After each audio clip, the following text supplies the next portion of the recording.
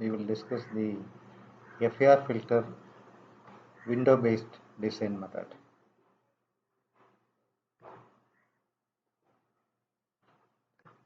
So in the FAR filter window method, we will start with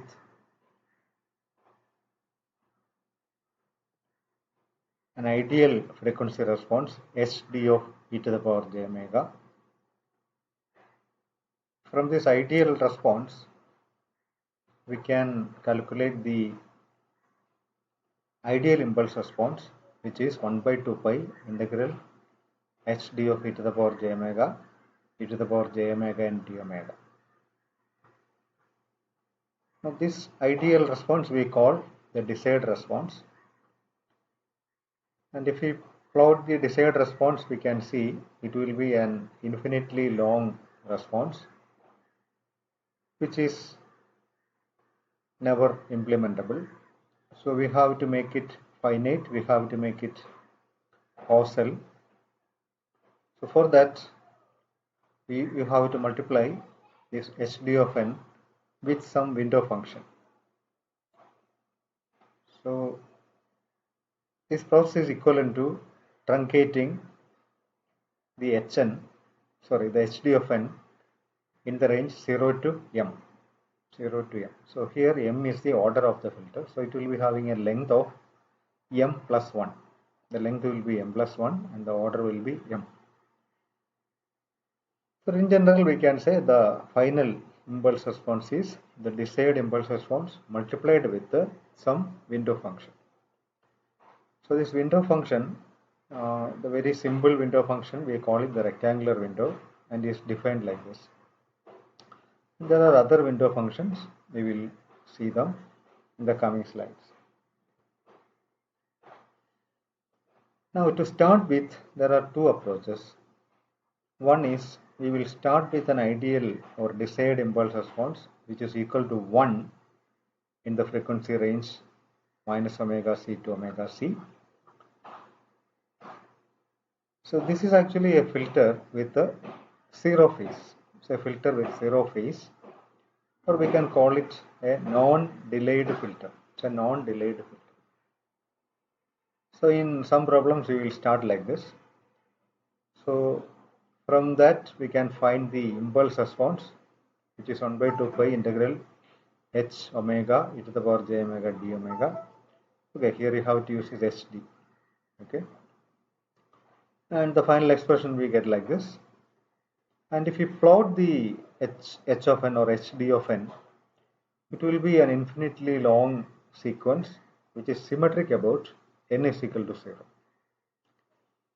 So that means to proceed with the design, we have to first shift the impulse response to the required samples to the right, and then we have to multiply with the window function. So when we come to the problems, it will be somewhat clear. Now another approach is we can start with an ideal response which is equal to e to the power minus j alpha omega in the range minus omega c to omega c and 0 otherwise. So this is actually a filter with phase minus alpha omega. So this alpha will be equal to capital M by 2, where M is the order of the filter. Or we can say this is actually a filter which is delayed by M by 2 samples. So it's a delayed filter. So if we start with an HD of e to the power j omega with these values, there is no need to shift the response in the beginning. So we can straight away multiply it with a shifted window and we can get the final answer. So in this case, the impulse response will be symmetric about the point n is equal to alpha or n is equal to capital M by 2.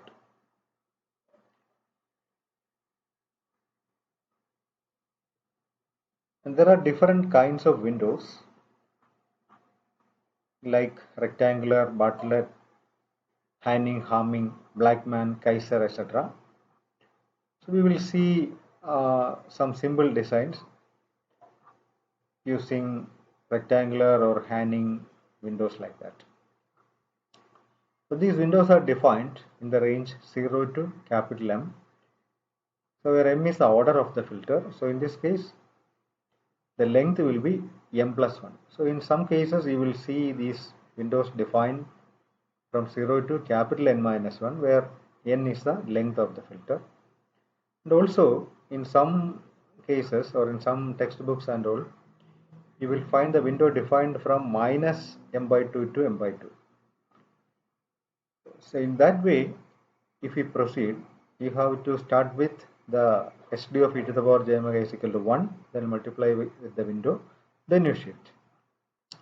So all these are shifted windows. So you can start with the SD of e to the power j omega, SD of e to the power j omega is equal to e to the power minus j alpha omega, and then you can find the impulse response, and then you can multiply with these windows because these are already shifted windows.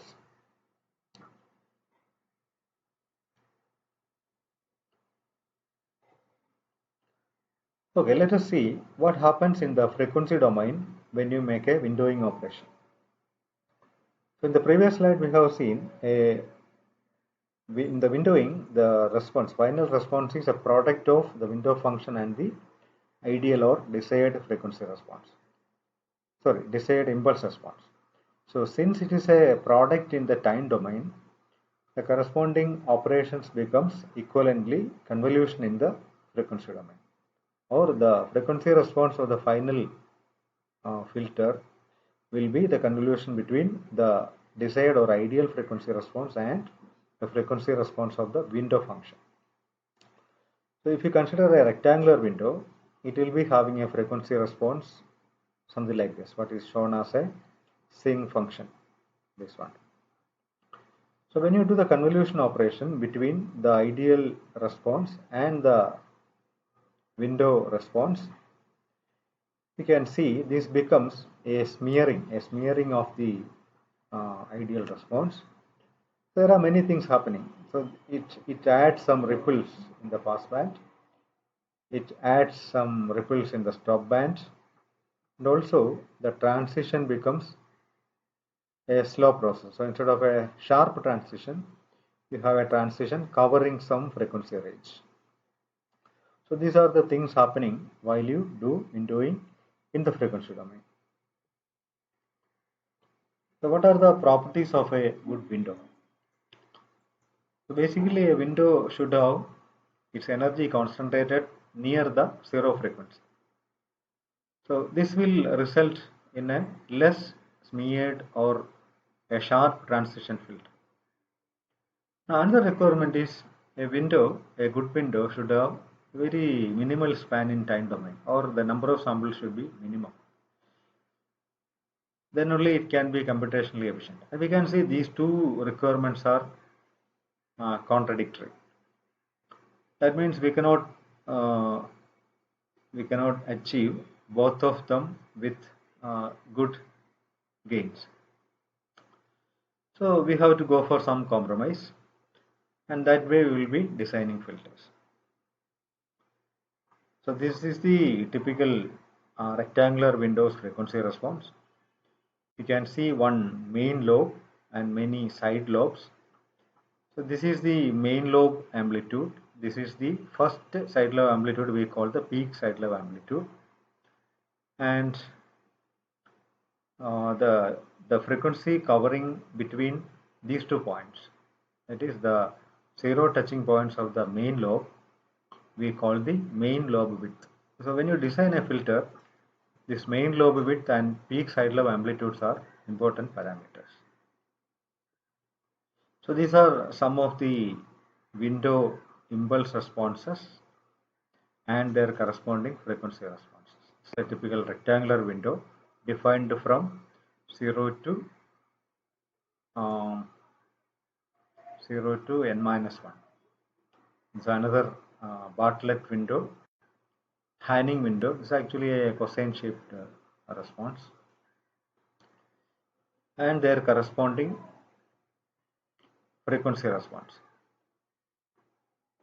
So when you select a particular window, it will be automatically determining the minimum stop band attenuation. So That we will see in the coming slides. Okay, that's it. For a rectangular window, it will have a main lobe width of 4 pi by m and a main lobe to side lobe ratio of minus 13 dB and a peak stop band attenuation of minus 21 dB. So when you design a filter, the total number of samples in the filter will be determined by this main lobe width, and the type of window that you are going to select will be determined by this peak stop band attenuation. That means if you want a filter with a peak stop band attenuation like say minus 30 dB, you cannot use this filter. So in that case, you have to go for any of these filters, any Hamming or Blackman filter. Or if you need a peak stop band attenuation of 50 dB, you cannot use both these filters, but you can use a Hamming window. So that is the importance of this peak stop band attenuation. So depending upon the given peak stop band attenuation, we can select a particular window. Then depending upon the main lobe width, we can select. This is actually something related to the transition band. So with that, we can find the number of samples or order of the filter.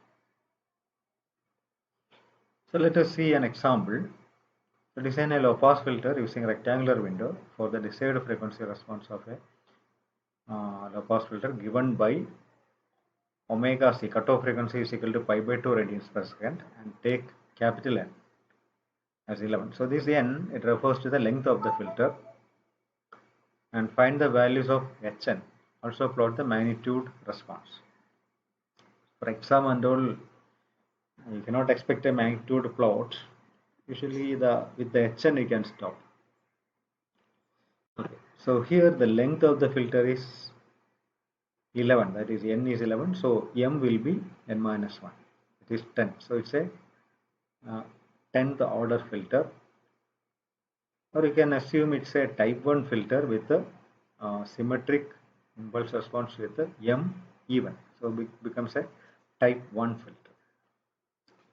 So its ideal frequency response you can assume, which is equal to e to the power minus j omega some tau. So this tau is related to this capital M. Tau will be m by 2. Tau will be m by 2. So in this range, minus omega c to omega c, this amplitude, magnitude is 1 and is having a phase of minus omega tau. So since we have mentioned in the previous slides, that is, we start with some frequency response which is having some phase or which is a delayed filter. That's why we start with some e to the power minus j omega tau term. Otherwise you can start with a 1 here, and then you have to shift the responses later. In this case, there is no need to shift the responses. So with this design, with these specifications, you can find the ideal impulse response. That is the inverse Fourier transform equation 1 by 2 pi integral hd e to the power j omega and d omega.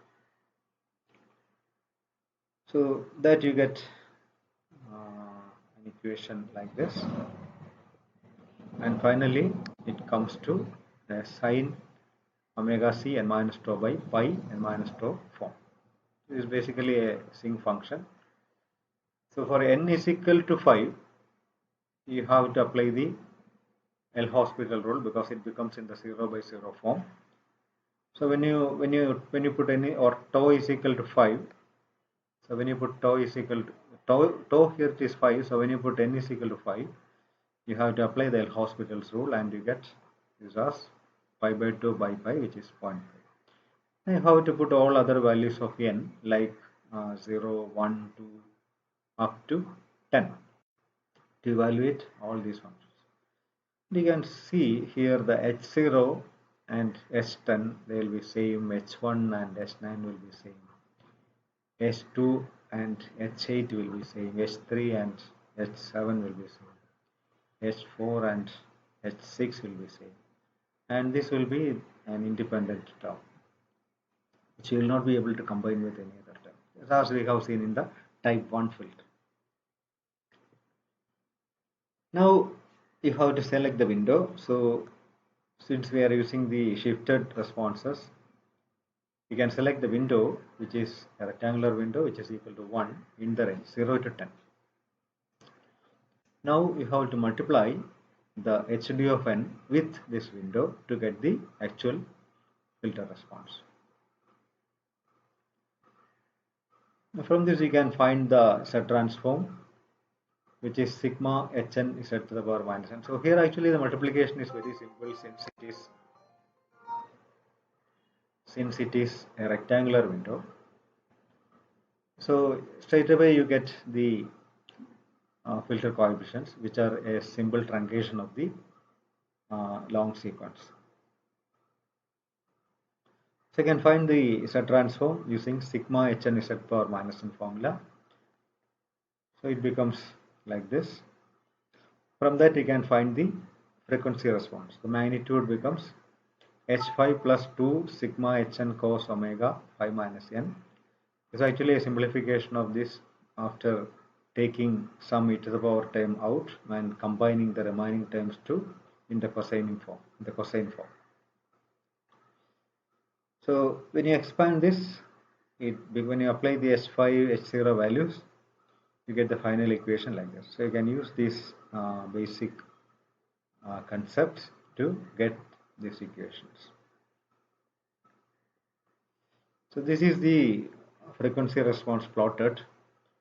So you have to put different values of omega from say 0 to pi, and you have to evaluate the frequency response magnitude, and you can plot it. So the approximate shape is something like this.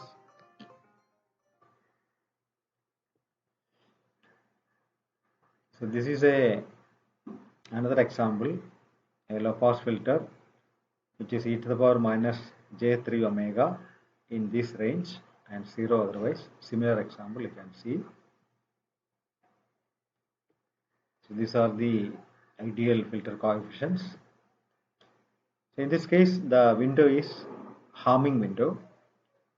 So you have to use the Hamming window formula and you have to evaluate the window coefficients just by putting the n value from 0 to 6. So here also you can find the frequency response and you can plot it like what is shown here. Now another example where we specify the values in analog frequencies.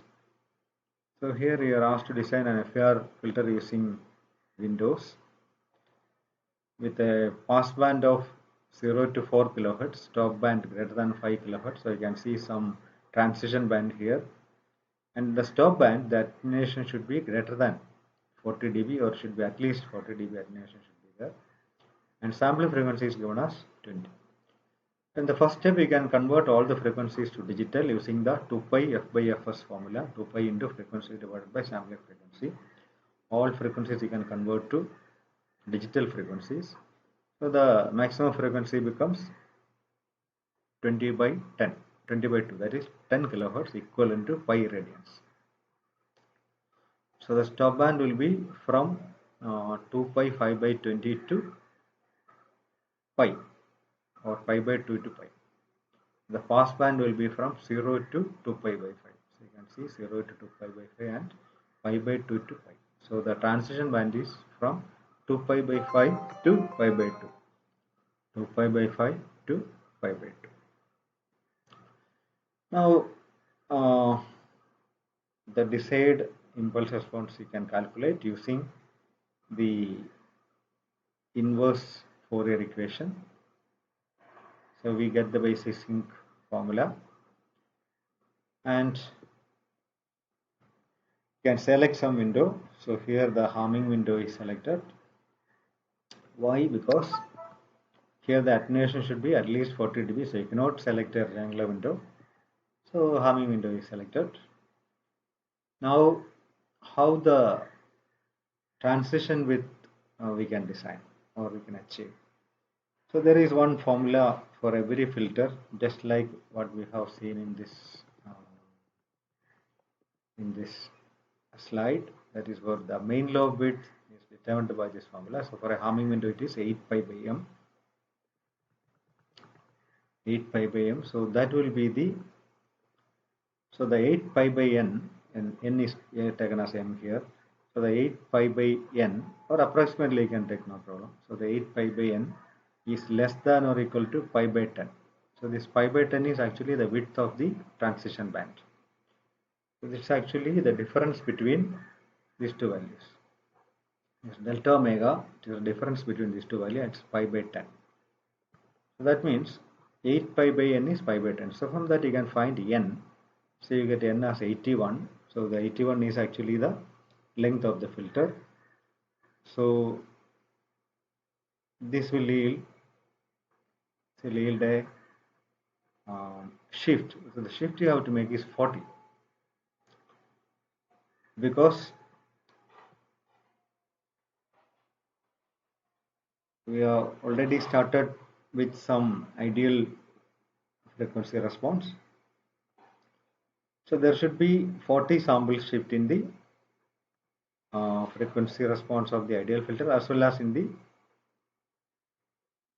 window. The window samples you have to calculate from 0 to 40 and 0 to 80, and this also you have to calculate from 0 to 80. That's how it becomes a shifted one.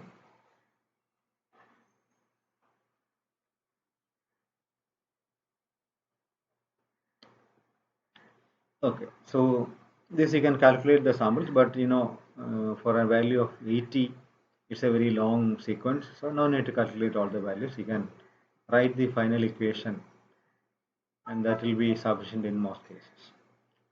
Okay, so we stop the design with this one. Thank you.